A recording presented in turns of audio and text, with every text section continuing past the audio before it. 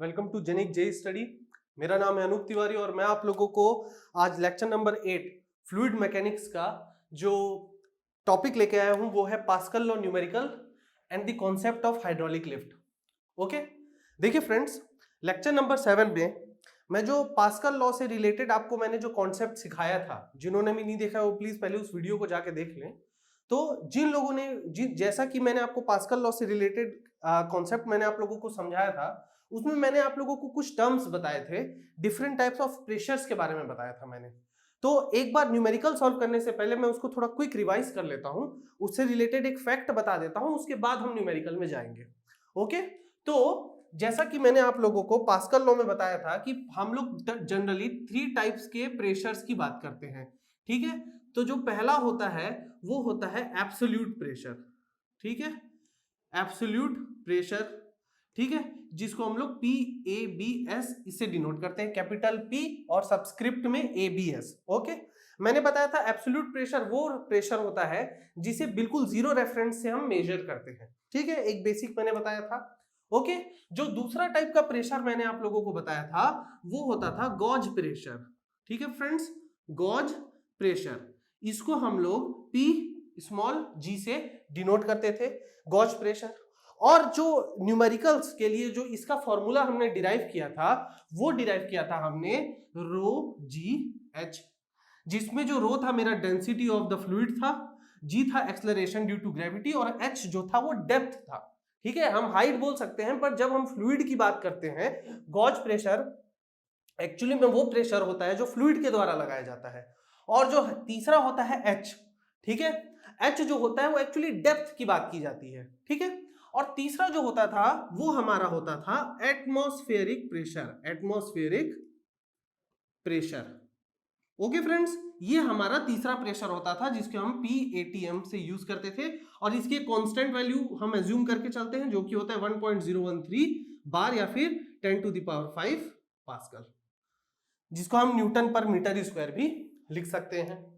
Okay, now मैंने आपको इन तीनों के प्रेशर्स के बीच में, हालांकि इन तीनों प्रेशर का जो ऐसा यूनिट होता है ये भी होगा न्यूटन पर मीटर स्क्वायर यानी पास्कल, और ये भी होगा न्यूटन पर मीटर स्क्वायर, क्योंकि तीनों प्रेशर है, चाहे वो किस टाइप का भी लगे, है तो वो प्रेशर। और जब वो प्रेशर ही है तो उनका ऐसा यूनिट भी क्या होगा, कॉमन होगा। नाउ इन तीनों प्रेशर्स के बीच में एक रिलेशन आता था, और वो रिलेशन ये था कि P एब्सोल्यूट की जो वैल्यू होती है वो P atmospheric plus P gauge के बराबर होती है। ओके फ्रेंड्स, ये जो फॉर्मूला था ये काफी इंपॉर्टेंट फॉर्मूला था, इसको मैंने आप लोगों को बताया था। नाउ देखिए फ्रेंड्स, क्या होता है जब हम बेसिकली सिर्फ और सिर्फ फ्लूइड मैकेनिक्स की बात करते हैं या फ्लूइड मशीनरीज की बात करते हैं या हाइड्रोलिक्स की बात करते हैं, तो वहां पे हम लोग सिर्फ और सिर्फ गॉज प्रेशर को ही कैलकुलेट करते हैं।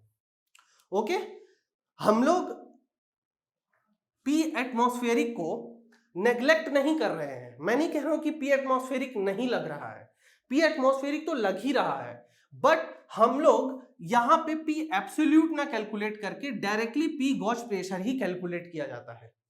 जैसा कि मैंने आपको लास्ट लेक्चर में बताया था कि अगर मेरे पास कोई कंटेनर है, उसमें फ्लूइड रेस्ट की कंडीशन पे है, तो यहाँ पे जो प्रेशर आता था कुछ डेप्थ की वजह से, वो प्रेशर होता था रो जी एच। तो ये जो रो जी एच होता था फ्रेंड्स, ये तो हमारा गॉज प्रेशर होता था। लेकिन एक्चुअली में इस पॉइंट पे कितना प्रेशर लग रहा था, एक्चुअली में इस पॉइंट पे यहां पे हमारा जो प्रेशर था वो P एटमॉस्फेरिक भी हमारा लग रहा था। एक्चुअली में इस पॉइंट पे प्रेशर P एटमॉस्फेरिक प्लस रो जी एच होता था, लेकिन फ्लूइड मैकेनिक्स के कॉन्सेप्ट के लिए हम इसको इग्नोर कर देते हैं। ठीक है, मतलब मैं ये कहना चाह रहा हूं कि फ्लूइड मैकेनिक्स के केस में हम एब्सोल्यूट प्रेशर ना निकाल के सिर्फ और सिर्फ गॉज प्रेशर ही निकालते हैं। ठीक है, तो अगर मैं आप लोगों से कहूं कि एटमॉस्फेरिक प्रेशर, अगर मैं आप लोगों से कहूं पहला चीज कि अगर मैं P एब्सोल्यूट मेरा P एटमॉस्फेरिक के बराबर है, ठीक है, अगर मैं आपसे कहूं कि P एब्सोल्यूट मेरा P एटमॉस्फेरिक के बराबर है, तो वहां पे गॉज प्रेशर कितना होगा, वहां पे गॉज प्रेशर 0 होगा।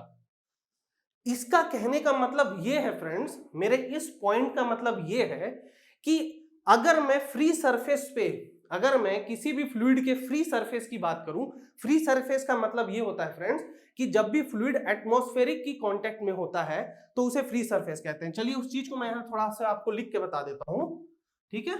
यहां पे मैं आपको लिख के बता रहा हूं, मैं यहां पे क्या कर रहा हूं फ्रेंड्स, फ्री सरफेस की बात कर रहा हूं, फ्री सरफेस, ठीक है। इसके बारे में थोड़ा आप लोग समझ लीजिए, अगर ये आप लोगों को बेसिक समझ में आ जाता है तो न्यूमेरिकल्स बनाना थोड़ा इजी हो जाएगा। देखिए free surface of the fluid is the surface और free space where fluid is in direct contact with the atmosphere। ठीक है फ्रेंड्स, देखिए फ्री सरफेस वो सरफेस होता है फ्लूइड का जहां से फ्लूइड एटमॉस्फेयर की कांटेक्ट में रहता है। अब मैं यहां पे आप लोगों को दो बेसिक एग्जांपल देके समझा रहा हूं। मैं एक ओपन कंटेनर ले रहा हूं और मैं एक यहां पे क्लोज्ड कंटेनर ले रहा हूं, ये मेरा क्लोज्ड कंटेनर है, ठीक है। इन दोनों केसेस में मैं फ्लूइड रखता हूं, ठीक।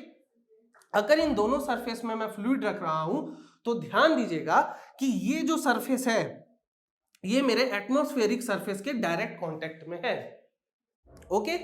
तो क्योंकि ये सरफेस मेरा डायरेक्टली एटमॉस्फेयर की कांटेक्ट में है और ये सरफेस मेरा एटमॉस्फेयर की कांटेक्ट में नहीं है, तो फ्लूइड का जो ये सरफेस कहलाएगा, ये कहलाएगा free surface of the fluid, ठीक है। ये है ओपन वेसल और ये है क्लोज्ड वेसल। एक बेसिक मैं आपको एग्जांपल बताना चाह रहा हूं, ओके फ्रेंड्स।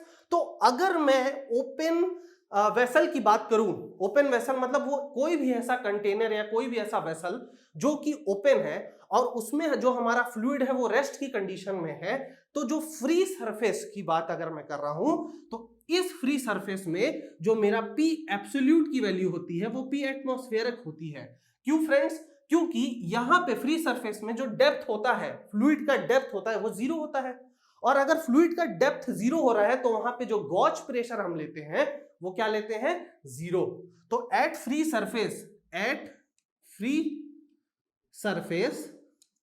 सरफेस में P गॉज जीरो के बराबर हो जाता है।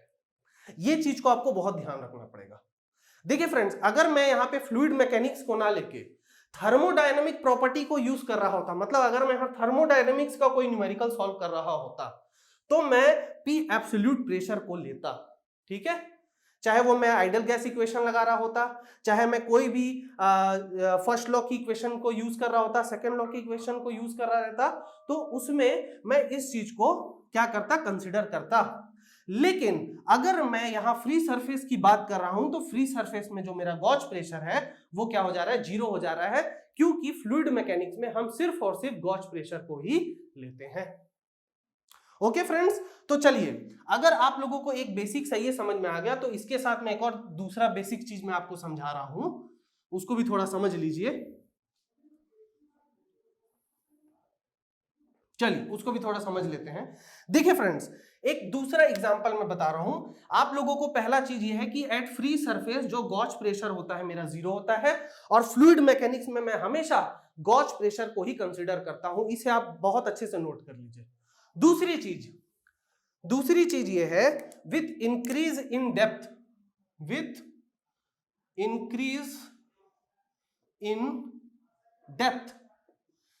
द गॉज प्रेशर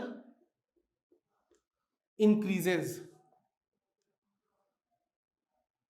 डेप्थ के साथ साथ जितना ज्यादा फ्लूइड का डेप्थ बढ़ेगा उतना ही उसका गॉज प्रेशर इंक्रीज होगा। ये बहुत इजी है, हमारे पास जो फॉर्मूला है रो जी एच, अगर एच की वैल्यू बढ़ेगी तो गॉज प्रेशर की वैल्यू भी क्या होगी फ्रेंड्स? इंक्रीज होगी। उसी तरह से अगर मैं लिखता हूं तीसरा पॉइंट डाल के कि with decrease in depth of fluid the gauge pressure decreases. मतलब कुल मिला के मैं ये आप लोगों से एक बेसिक सा सवाल ये बताना चाह रहा हूं कि जैसे जैसे हम डेप्थ में नीचे जाते जाएंगे हमारा जो गॉज प्रेशर है वो बढ़ता जाएगा, और जैसे जैसे हम लोग अप जाएंगे यानी डायरेक्शन अगर हमारा अप होगा यानी ऊपर के डायरेक्शन में होगा तो मेरा जो गॉज प्रेशर होगा वो क्या होगा, डिक्रीज होगा। और फ्री सरफेस में हम गॉज प्रेशर को कितना लेंगे, 0 लेंगे। तो ये 3 बहुत ही इंपॉर्टेंट पॉइंट्स है फ्रेंड्स। और कौन सा फॉर्मूला लगेगा हमारे पास हमेशा एक ही फॉर्मूला लगेगा और वो होगा ρgh। यही हमारा गॉज प्रेशर निकालने का बेसिक फॉर्मूला होगा।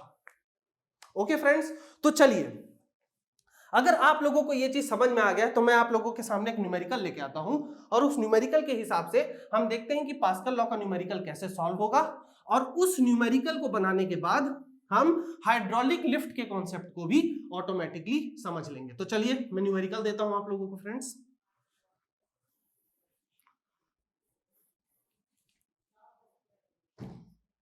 ओके, चलिए समझते हैं फ्रेंड्स। मैं क्या कर रहा हूं, एक कंटेनर ले रहा हूं।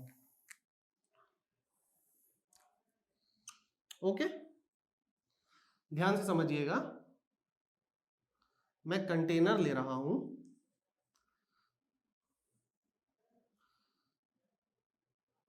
दोनों एक कंटेनर है, उसमें 2 लिम्ब है। लिम्ब यानी कि उसके आप कह सकते हैं वेसल्स का एक ओपनिंग जैसा पार्ट, ट्यूबुलर पार्ट जैसा आप कह सकते हैं इसे हम लिम्ब कहते हैं, लिम्ब।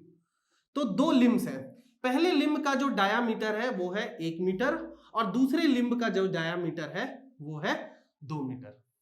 ओके फ्रेंड्स, नाउ मैं इन दोनों लिम्ब में 2 प्लेटफॉर्म प्रोवाइड कर रहा हूं, प्लेटफॉर्म नंबर 1 और प्लेटफॉर्म नंबर 2। ओके, और जो फ्लूइड है यहाँ पे मैं फ्लूइड ले रहा हूं, इसमें मैं एक फ्लूइड ले रहा हूं। ओके, मैं चलिए इस फ्लूइड को भी यहां जल्दी से ड्रॉ कर लेता हूं। बेसिक फ्लूइड है,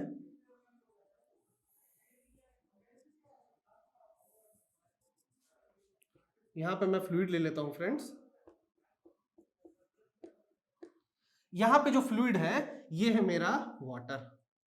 फ्लूइड जो है यहाँ पे हमारा है फ्रेंड्स वाटर। तो अगर इस फ्लूइड जो यहाँ पे फ्लूइड है इस कंटेनर में अगर वो वाटर है तो इसकी डेंसिटी क्या होगी फ्रेंड्स, ऑटोमेटिकली इसकी जो डेंसिटी होगी वो होगी 1000 kg पर मीटर क्यूब। देखिए ये क्वेश्चन में नहीं दिया रहेगा, ये आपको पता होना चाहिए। नाउ अब मैं क्या कर रहा हूं फ्रेंड्स, मैं यहाँ पे 2 वेट लगा दे रहा हूं। ठीक है, 2 वेट है हमारे पास, एक है W1 और एक है मेरा वेट W2। ठीक है, इन दोनों प्लेटफॉर्म के जो लेवल है, इस दोनों प्लेटफॉर्म की जो हॉरिजॉन्टल लेवल है उसके बीच की जो दूरी है ये भी है मेरी 2 मीटर। ओके फ्रेंड्स, ये एक क्वेश्चन है। मुझे क्या करना है, W1 की वैल्यू दी गई है फ्रेंड्स। देखिए ये वैल्यू भी दे दी गई है। W1 की जो वैल्यू है वो है 100 किलो न्यूटन। W1 की वैल्यू मुझे दे दी गई है 100 किलो न्यूटन। मुझे W2 को फाइंड करना है। आई होप आपको ये क्वेश्चन समझ में आया होगा। मैं फिर से एक बार आप लोगों के कन्वीनियंस के लिए इस क्वेश्चन को समझा देता हूं। देखिए फ्रेंड्स, मेरे पास एक कंटेनर है, इसमें फ्लूइड है। ठीक है, फ्लूइड रेस्ट की कंडीशन में है। चलिए इसको भी आप एकदम समझ लीजिए, ये क्या है, रेस्ट कंडीशन में है फ्लूइड। ओके, क्योंकि हम पास्कल लॉ की बात कर रहे हैं, पास्कल लॉ से रिलेटेड न्यूमेरिकल है, तो मुझे ये एज्यूम करके चलना पड़ेगा कि फ्लूइड मेरा रेस्ट में है। इस कंटेनर में 2 लिम्ब्स है। ओके, पहला लिम्ब का जो डायमीटर है 1 मीटर है, दूसरे लिम्ब का जो डायमीटर है वो 2 मीटर है। जो फ्लूइड इसके अंदर है वो है वाटर, और उस लिम्ब्स में 2 प्लेटफॉर्म है जिसमें 2 वेट्स रखे गए हैं। जो पहला वेट है उसका मास है, जो उसका जो फोर्स है, जो वेट है उसका जो वैल्यू है वो है 100 किलो न्यूटन, और जो दूसरा वेट है वो मुझे नहीं दिया गया है, वो मुझे कैलकुलेट करना है। तो मैं इसे कैसे कैलकुलेट करूंगा, चलिए समझते हैं इसको कैसे सॉल्व करते हैं। पास्कल लॉ कैसे न्यूमेरिकल्स हम लोग इसमें पढ़ेंगे। ओके, चलिए बहुत ही ध्यान से समझिएगा, ये बहुत ही अच्छा न्यूमेरिकल है फ्रेंड्स। और ये एक अगर ये न्यूमेरिकल आपको समझ में आ गया तो आपको पास्कल लॉ समझना बहुत इजी हो जाएगा। तो चलिए फ्रेंड्स, सबसे पहले हम लोग प्लेटफॉर्म नंबर 1 की बात करते हैं। सॉल्यूशन देख रहे हैं फ्रेंड्स। देखिए अगर प्लेटफॉर्म 1 पे मैं प्रेशर कैलकुलेट करूं, मैं मान लेता हूं कि प्रेशर एट प्लेटफॉर्म 1 मैं मान लेता हूं कितना है, P1। ओके फ्रेंड्स, मैं मान लेता हूं कि प्लेटफॉर्म 1 पे जो प्रेशर है मेरा ये P1 है। ओके, P1 की वैल्यू मुझे पता नहीं। अच्छा, ये जो है ओपन सरफेस है, दोनों लिम्स हमारे ओपन टू द एटमॉस्फेयर है, यानी कि यहाँ पे जो प्रेशर एट पॉइंट 1 होगा, जो यहाँ पे जो ये फ्री सरफेस है, ये क्योंकि ओपन है, तो यहाँ पे आप देख सकते हैं कि यहाँ पे जो मैं प्रेशर है इसको मैं क्या करूंगा, कैलकुलेट करूंगा, ये दोनों ओपन टू द एटमॉस्फेयर है। ओके, चलिए हम लोग को एक बहुत ही बेसिक फॉर्मूला पता है, एक बहुत ही बेसिक फॉर्मूला, वो बेसिक फॉर्मूला ये होता है कि pressure is equal to force upon area. ठीक है, force upon area. Okay, now अगर मैं P1 की वैल्यू निकालना चाहूं तो यहां पे जो फोर्स है वो कितना लग रहा है फ्रेंड्स, देखिए W1, मैं कैलसी ले लेता हूं, आप लोग भी कैलकुलेटर अपने साथ रखेंगे और मेरे साथ सॉल्व करेंगे। ठीक है, एक्चुअली में फ्रेंड्स ये ओपन नहीं होना चाहिए, ये क्लोज होना चाहिए। चलिए मैं इसको क्लोज कर देता हूं, क्योंकि अगर ये क्लोज होगा तभी ये न्यूमेरिकल समझ में आएगा, तभी ये न्यूमेरिकल होगा। ओके, चलिए बहुत ध्यान से समझिए, ये दोनों क्या है आपके, क्लोज हैं। ठीक, मतलब ओपन टू द एटमॉस्फेयर नहीं है। तो मैं क्या कर रहा हूं, P1 की वैल्यू निकाल रहा हूं।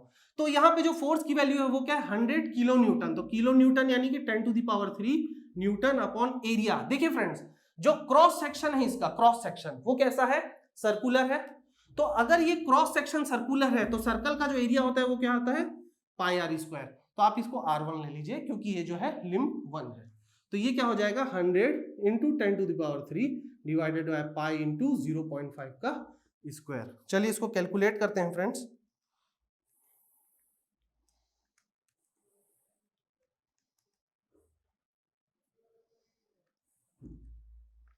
ये देखिए फ्रेंड्स, ये आ रहा है 127.323 किलो पास्कल। ओके, चलिए मैंने क्या किया, प्रेशर एट प्लेटफॉर्म 1 पे, जो ये प्लेटफॉर्म था, यहां पे मैंने प्रेशर कैलकुलेट कर लिया बहुत इजी तरीके से। यहां पे जो फोर्स था वो था W1, जिसकी वैल्यू मैंने पुट की, डिवाइडेड बाय एरिया। तो ये मेरा आ गया, क्योंकि प्रेशर का जो फॉर्मूला होता है वो होता है फोर्स अपॉन एरिया। ठीक है, हम बेसिक कॉन्सेप्ट को नहीं भूलेंगे।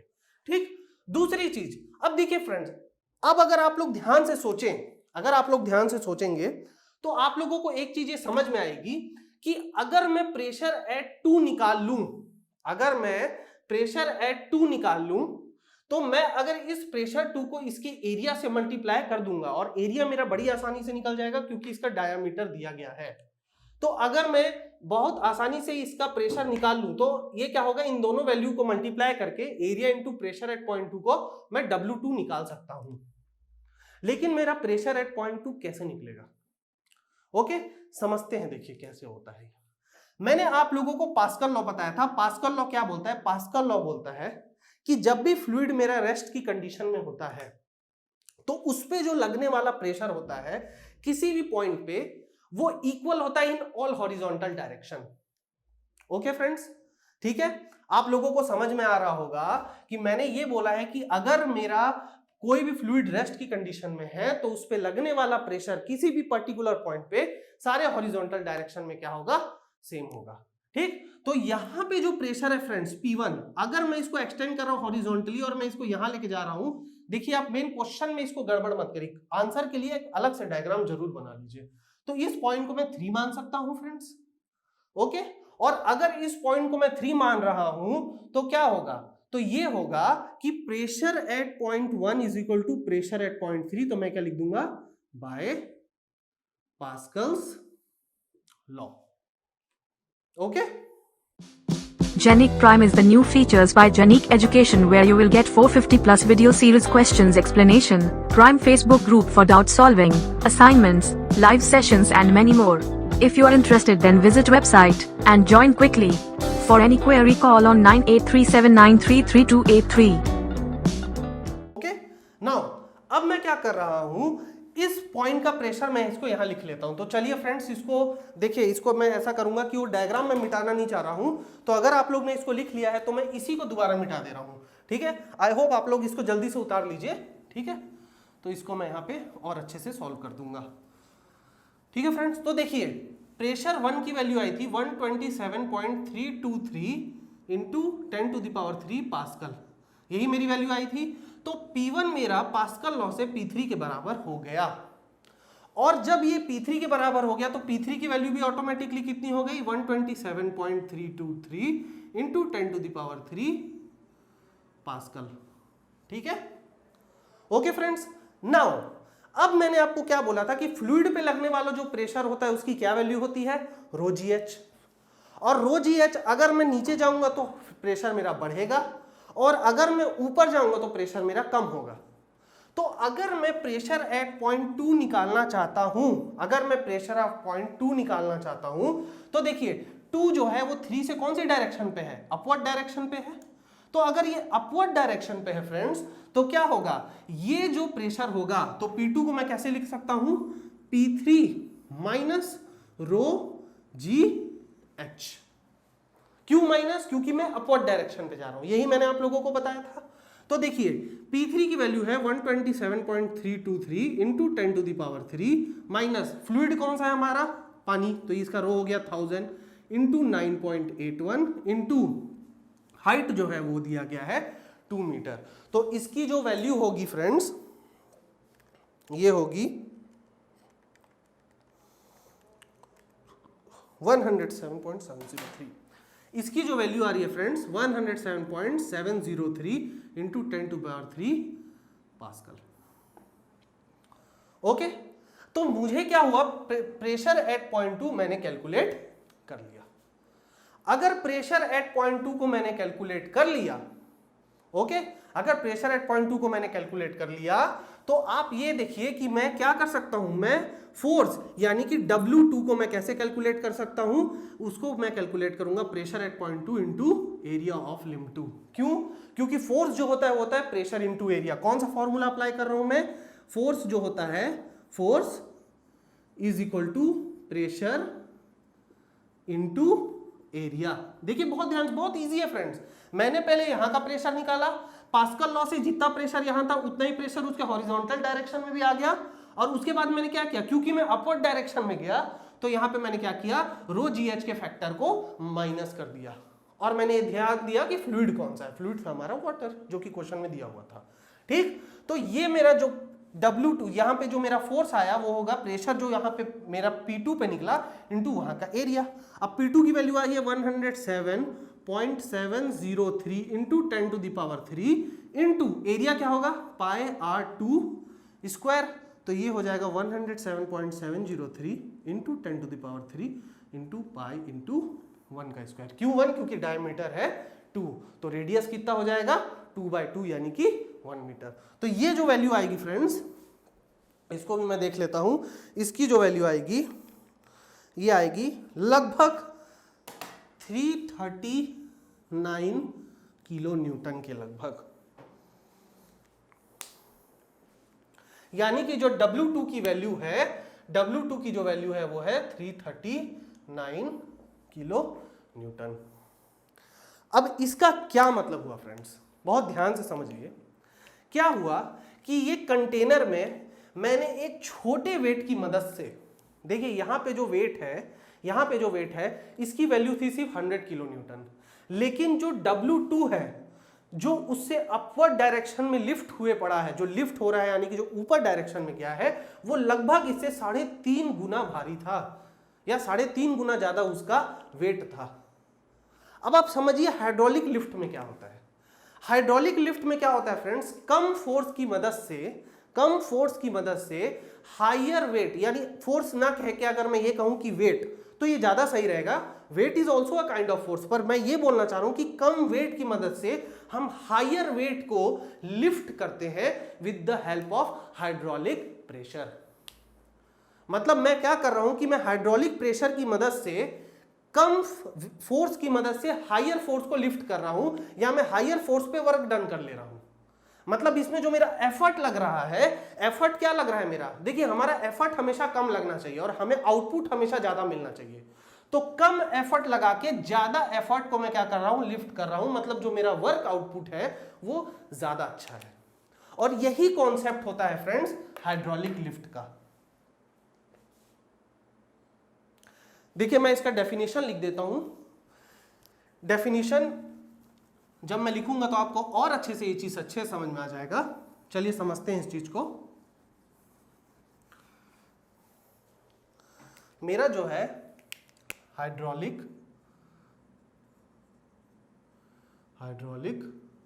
Pressure,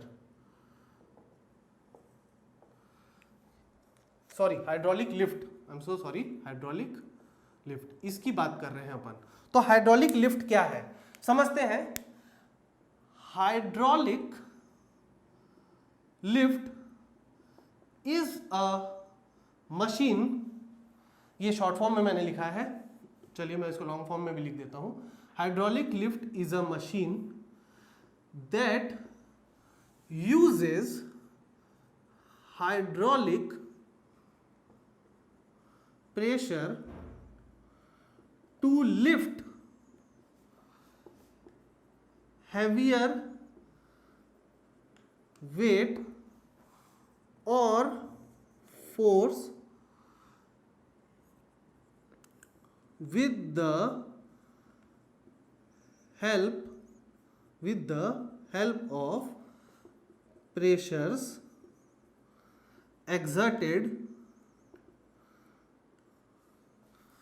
on the fluid। देखिए क्या हुआ फ्रेंड्स, हाइड्रोलिक लिफ्ट एक ऐसी मशीन होती है जिसमें हम हाइड्रोलिक प्रेशर की मदद से किसी भी हैवियर वेट या फोर्स को लिफ्ट करते हैं या उस पे वर्क डन भी कर सकते हैं, हम इसे वर्क डन भी कह सकते हैं, क्योंकि फोर्स इनटू पर्टिकुलर डिस्टेंस, ये एक फोर्स था उसको मैंने 2 मीटर ऊपर कर दिया तो वो क्या हो गया, मेरा वर्क डन हुआ, फोर्स इनटू डिस्प्लेसमेंट। तो मैं ये कह रहा हूं कि या तो हम हैवियर वेट को लिफ्ट कर रहे हैं या उस पे कुछ वर्क डन कर रहे हैं, किसकी मदद से, प्रेशर की मदद से, जो कि फ्लूइड पे अप्लाई की जा रही है, जो कि फ्लूइड पे लगाई जा रही है। ये कॉन्सेप्ट होता है हाइड्रोलिक लिफ्ट का। इसके एग्जांपल्स क्या होते हैं, कार्स इन गैरेज, जो कार्स होती है फ्रेंड्स उसमें क्या करते हैं, जो आप देखे होंगे कार्स में वो पैरों की मदद से, पैरों से दबाते हैं हाइड्रोलिक लिफ्ट से और कार ऐसे ऊपर चले जाती है, उसमें हमारा concept of hydraulic lift he use हो रहा रहता है। और किस तरह से पास्कल लॉ की मदद की जा रही है, किस तरह से पास्कल लॉ यूज हो रहा है, वो एक न्यूमेरिकल की फॉर्म में मैंने आप लोगों को बताया। बस मैंने शुरू में एक माइनर सा, एक बहुत ही छोटा सा वो कर दिया था, मैंने इसको ओपन बोल दिया था, ये ओपन नहीं था, ये क्लोज था, ठीक है। अगर ये ओपन होता तो यहाँ पे जो प्रेशर होता इस पॉइंट पे वो जीरो होता, गॉज प्रेशर। क्यों गॉज प्रेशर जीरो होता, क्योंकि डायरेक्टली एटमॉस्फेयर की कांटेक्ट में है, लेकिन वेट की वजह से हम उसको नहीं ले रहे, क्योंकि कुछ ना कुछ वेट की वजह से सरफेस पे भी क्या लग रहा है, एक प्रेशर लग रहा है। ओके फ्रेंड्स, तो आई होप आप लोगों को आज के ये लेक्चर समझ में आया होगा, आपको पास्कल न्यूमेरिकल सॉल्व करने का तरीका समझ में आया होगा, कॉन्सेप्ट ऑफ हाइड्रोलिक लिफ्ट भी समझ में आया होगा। अब देखिए इस लेक्चर का इंपॉर्टेंस क्या है। इस लेक्चर का इंपॉर्टेंस ये है कि अगर आपको आज का लेक्चर समझ में आ गया तो आपको मैनोमेट्री बहुत आसानी से बन जाएगा, और मैनोमेट्री बहुत सारे बच्चों से नहीं सॉल्व होता। मैं आपको प्रॉमिस कर रहा हूं कि अगर आपको आज का लेक्चर समझ में आ गया तो मैनोमेट्री का कॉन्सेप्ट भी आपसे बहुत इजीली बन जाएगा। आज के लेक्चर में अगर मैं सम अप करके समझाऊं तो मैंने ये बताया कि पास्कल लॉ क्या होता है, कैसे पास्कल लॉ हेल्प करता है, मतलब कैसे उसकी वैल्यू कैलकुलेट करते हैं हम सेम हॉरिजॉन्टल लेवल पे, और अगर हम नीचे जाते हैं तो जो गॉज प्रेशर है वो डेप्थ के साथ इंक्रीज होता है, और जब हम ऊपर जाते हैं तो डेप्थ के साथ वो क्या होता है, डिक्रीज होता है। इसीलिए जो नेक्स्ट लेक्चर होगा, लेक्चर नंबर 9, वो होगा द कॉन्सेप्ट ऑफ मैनोमेट्री पे। ओके फ्रेंड्स, सो अगर आप लोगों को मेरा ये लेक्चर अच्छा लगता है, अगर आप लोगों को मेरी ये डिलीवरी अच्छी लगती है फ्रेंड्स, तो प्लीज़ मेरे चैनल जेनिक जेई स्टडी को सब्सक्राइब करें और मैक्सिमम से मैक्सिमम नंबर पे जुड़ें। जहाँ तक कुछ बच्चे हैं जो मुझे पर्सनली ये कह रहे हैं कि व्हाट अबाउट दी न्यूमेरिकल्स, हम और कब कॉम्पिटिटिव न्यूमेरिकल्स, तो सब्र रखिए, अभी बहुत सारा टॉपिक्स बचा है, ठीक है। जब मैं उसको कवर कराते जाऊंगा तो आप क्वेश्चंस की फिक्र मत करिए। हम जून में एक टेस्ट सीरीज लेके आएंगे, मैंने कि जैसे आपको कहा था, और मैं लाइव सेशंस भी लूंगा फेसबुक पे एक जेनिक जेई स्टडी का हमारा एक सिविल और मैकेनिकल का एक सेपरेट पेज बनेगा, उसमें मैं लाइव सेशंस लिया करूंगा, जिसमें मैकेनिकल और सिविल के बच्चे मुझसे डायरेक्टली जुड़ पाएंगे, मुझसे वो अलग अलग चीज़ें पूछ सकते हैं, मुझसे अपने डाउट पूछ सकते हैं, अपने करियर से रिलेटेड बातें पूछ सकते हैं, क्वेश्चन से रिलेटेड बातें पूछ सकते हैं, ठीक है, अपने स्टडी प्लान के बारे में पूछ सकते हैं मेरे से। ओके, तो क्वेश्चंस की चिंता बिल्कुल मत करिए, वो चीज मैं आपके सामने लेके आऊंगा, और मैं 1 2 3 4 नहीं, कम से कम 500 न्यूमेरिकल्स या 500 क्वेश्चंस ऑफ फ्लूइड मैकेनिक्स से रिलेटेड मैं मिनिमम कराऊंगा ही कराऊंगा। तो क्वेश्चंस की आप बिल्कुल चिंता मत करिए, आप अभी सिर्फ कॉन्सेप्ट को समझते जाइए, और जितना मैं आप लोगों को पढ़ा रहा हूं न्यूमेरिकल उतने से बनेगा जरूर आपसे, ठीक है। चलिए, तो आज के लिए इतना ही करते हैं, नेक्स्ट लेक्चर में मैनोमेट्री पढ़ते हैं और उसी को हम कंटिन्यू करेंगे।